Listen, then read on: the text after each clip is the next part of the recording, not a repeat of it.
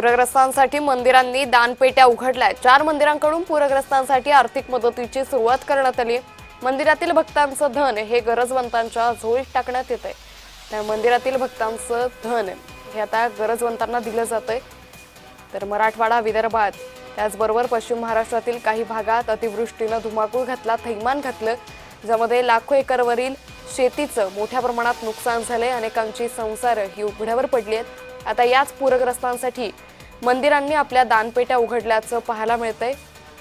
4 मंदिरांकडून पूरग्रस्तांसाठी आर्थिक मदत ही दिली जाते। त्यामुळे एकंदरीतच पूरग्रस्तांसाठी अतिशय दिलासादायक बातमी म्हणावी लागेल। पूरग्रस्तांसाठी मंदिरांकडून या दानपेट्यांमधील जे दान आहे ते दिलं जातंय। 4 मंदिरांकडून पूरग्रस्तांसाठी आर्थिक मदत ही जाहीर करण्यात आलेली आहे।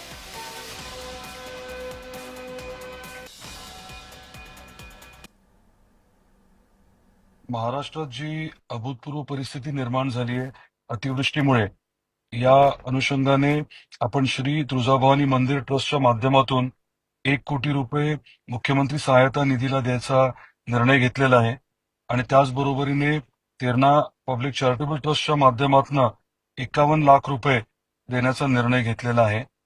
हे करत असताना धाराशिव जिल्ह्यातील शेतकऱ्यांना, खास करून ज्यांची जमीन खरवडून गेली आहे किंवा जे नागरिक ज्यांचं अतीव असं नुकसान झालेलं आहे, त्यांना वेगळी मदत करण्याच्या बाबतीत देखील निर्णय घेतलाय।